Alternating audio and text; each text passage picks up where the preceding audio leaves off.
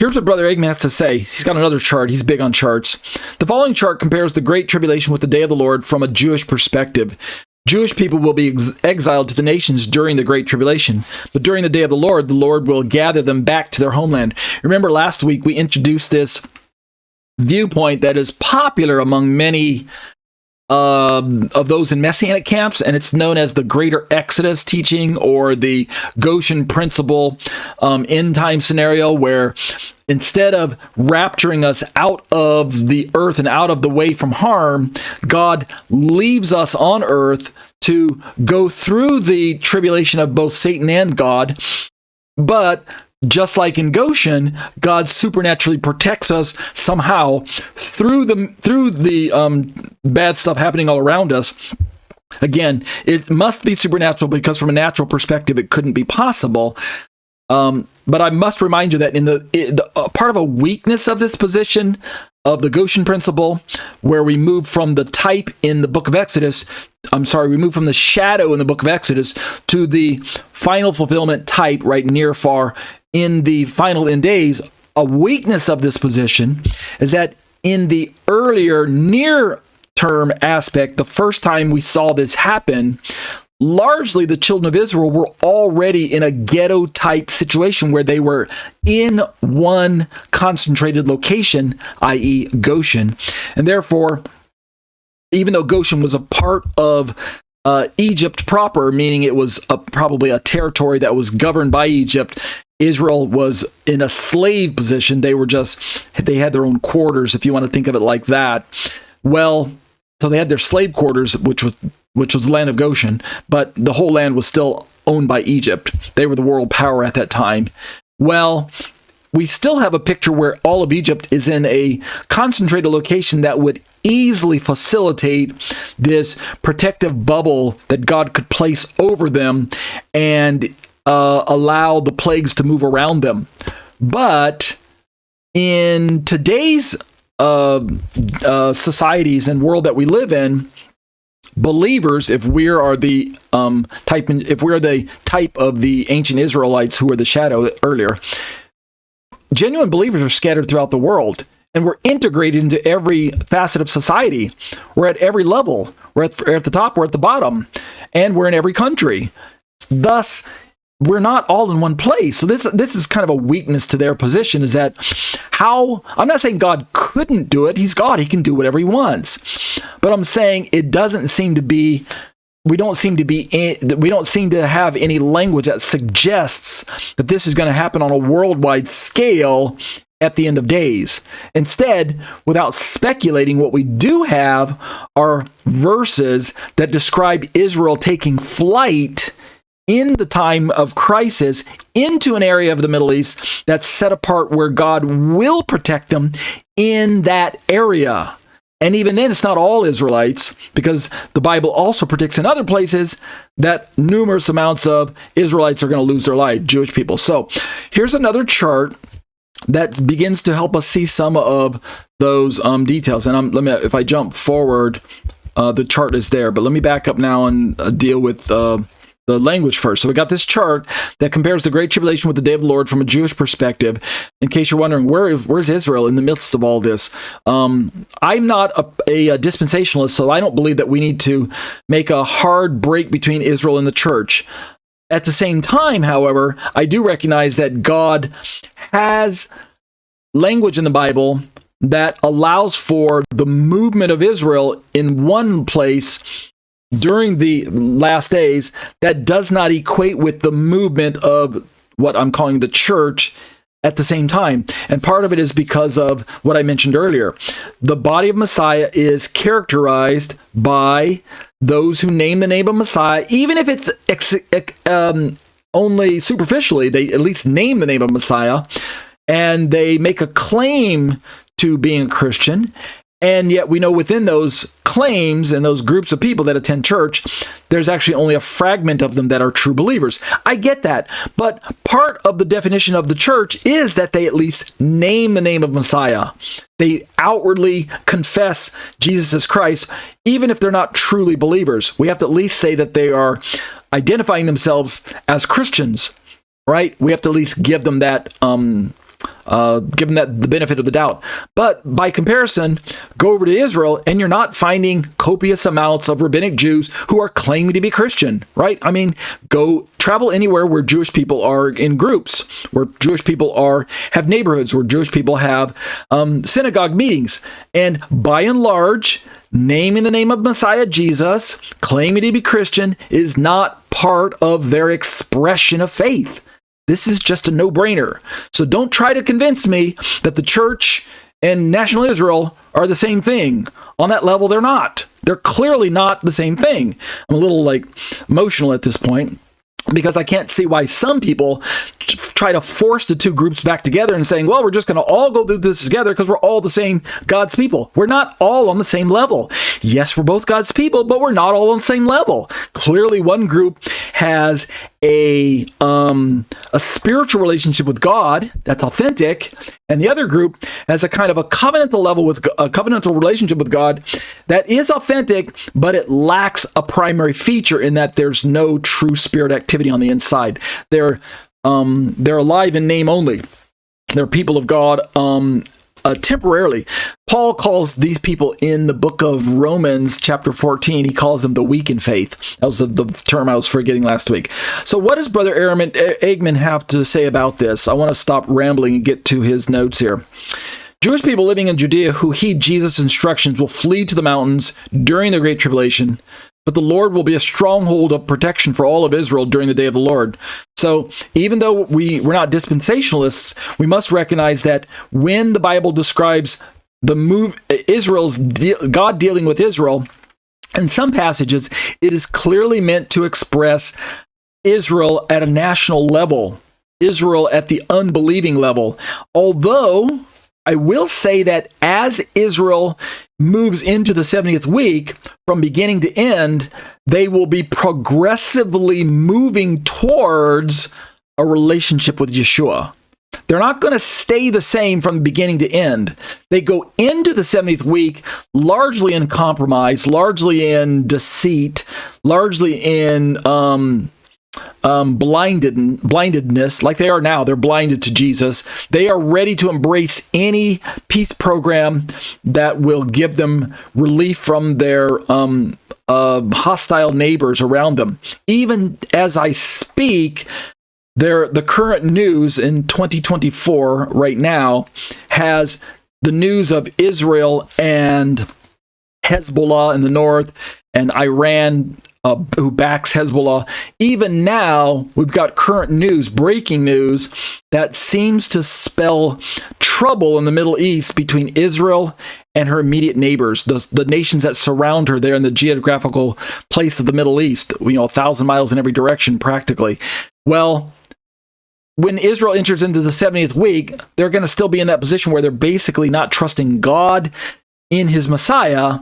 They're trusting in their head knowledge of God and their head knowledge of their military machine and their Iron Dome and their defenses, their IDF. Not that those are bad things to trust in, don't get me wrong. I'm simply saying that this 70th week introduces supernatural and spiritual elements to the story as we move into the events of the 70th week, then Israel is going to find herself in a position where it's only the supernatural power of God and the mercy and grace of God that's going to begin to save her. She's going to have to start realizing that it's not her own power that's protecting her.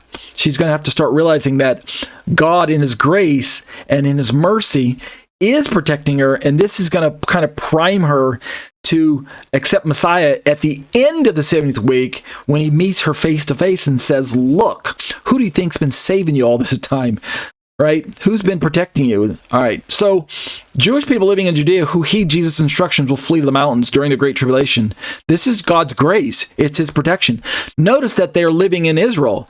The Great Tribulation, as far as I can tell, begins in Israel, but it will spread worldwide probably very rapidly. It commences at the midpoint of the week, as far as I can tell. Jesus, at that point in time, tells his disciples, if you're living in Judea, you need to get up and get out, right? Read this in Luke chapter 21. Well, this means that at that moment, the Israelites who do flee correspond to this place that's prepared for them in the desert, which is away from the dragon in Revelation chapter 12. The Lord will be a stronghold of protection for all of Israel during the day of the Lord. But at the same time, there are those who will not listen, those who have already yielded to the Antichrist's demands, those who have already been convinced that he's their savior, and they're not going to flee. Antichrist is not going to tell them to run away. He's going to say, stay where you're at. I'll protect you. Don't worry. You're safe. I won't attack you. Of course, they're deceived. They'll stay like he tells them, and then he'll take their life. Right? Because he hates Jews and Christians. The point, however, is that there will be a significant number of Israelites who lose their life. According to Old Testament prophecy counts, at least 2/3 are going to be wiped out, either by the wrath of Satan during the tribulation, or they'll be casualties of the wrath of God himself, when God's wrath is poured out, which should commence with the trumpet judgments. Let's continue. The people of Israel are enslaved during the Great Tribulation, right? Not those who flee. That represents some type of remnant, perhaps 144,000 that we read about in Revelation chapter 7 as well as chapter 14.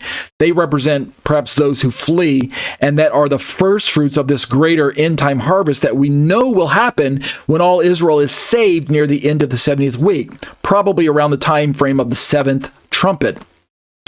But Brother Eggman reminds us that the people of Israel are enslaved during the Great Tribulation.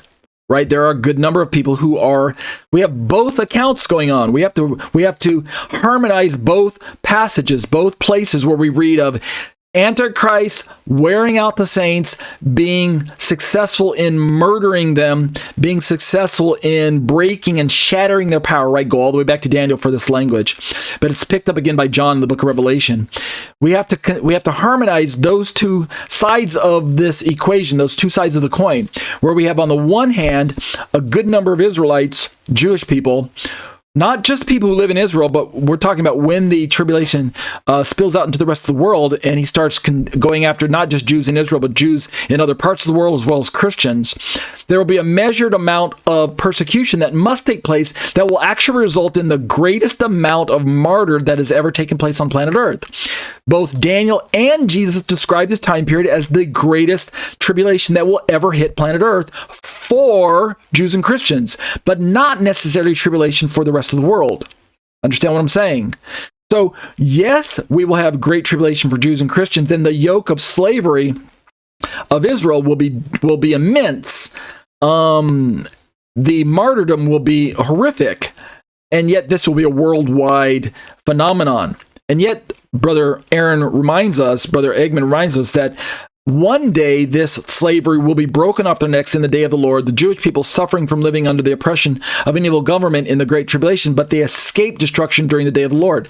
So, Brother Eggman is just reminding us that part of the people of Israel will suffer, and part of them will experience a measure of salvation, but it depends on where you're at and how you trust God at that moment. We're still not talking about people who are genuinely saved as in coming to Messiah, although we do know that people who are Jewish who come to Messiah join the greater people group of God that are known as the body of Messiah, meaning I'm not saying that Jews join the church, but I am saying that Jews and Christians come together in the body of Messiah, and we both wear that same label as remnant of Israel, body of Messiah, commonwealth of Israel, the olive tree of God, the family of Abraham, things like that. We're all grouped together once we do believe in Jesus. So let's keep reading Brother Eggman. So here's a chart. We have to see that there can be this distinguishing between the Great Tribulation and the Day of the Lord concerning Israel. This is an important factor when looking at the end time scenario, because in my understanding of the pre-wrath model, which is the one I'm pushing at the moment, pre-wrath needs to make a distinction between the Great Tribulation, which is the wrath of Satan, and the Day of the Lord, which is the wrath of God, for the express purpose of holding to this position that true believers who have the blood of Messiah on their hearts, we are exempt from the wrath of God, and thus this makes sense for Christians today. But what do we do with Jewish people who enter into the tribulation and then also perhaps face the wrath of God. Let's look at this. We have a healthy number of verses that I'm not going to be able to read, obviously. But on the left side of this chart that Brother Eggman provided for us, we have the Great Tribulation, and in Luke, it describes the Jewish people scattered to the nations. By comparison to the day of the Lord in Jeremiah, the Jewish people are gathered from the nations. And when we see this day of the Lord activity, I'm not saying that this is going to happen at the beginning of the day of the Lord. We could have some of it happening at the beginning of the day of the Lord. This would be consistent with perhaps maybe a rapture model that happens right immediately before the initiation of the day of the Lord. Let me show you what I mean by that. If I go back over to, let me shrink that again. Don't want to shrink it too far. Give me a moment. Fit to window. There we go. If we go back over to, say, this model, in the pre-wrath model, the Great Tribulation is cut short by the day of the, cut short by the day of the Lord, but it's also cut short by the rapture itself. The rapture is that cutting short of the day of the Lord. So this would be consistent with the Jewish people possibly being gathered from the nations and being caught up with the Christians in a rapture. Although I don't believe that's what Brother Eggman is implying in this chart. I think what he's implying is that at the end of the day of the Lord, then the Jewish people will be gathered from the nations. They go into hiding. Those who are in Israel, they go into hiding in the south, right, in the southern part of Israel, the Negev, perhaps Moab, perhaps Edom, perhaps Jordan, places like that. But eventually they will be gathered from the nations after the day of the Lord has run its course. In the Great Tribulation on the left, in Matthew and in Revelation, some people flee from Judea and are protected. We read about these people in both of those locations. In the day of the Lord, in Joel, the Lord is a stronghold of protection for all of Israel. I mean, it almost seems like these two references conflict with one another, but I think it's consistent with understanding the differing scopes of the time frames that we're talking about. I realize to some of you who were looking at this that this is an immense amount of speculation. However, what I'm trying to make sense of is passages that seemingly contradict, and yet we know that the Bible doesn't contain contradictions. And so what do we make of verses and passages that have Israel in two different predicaments?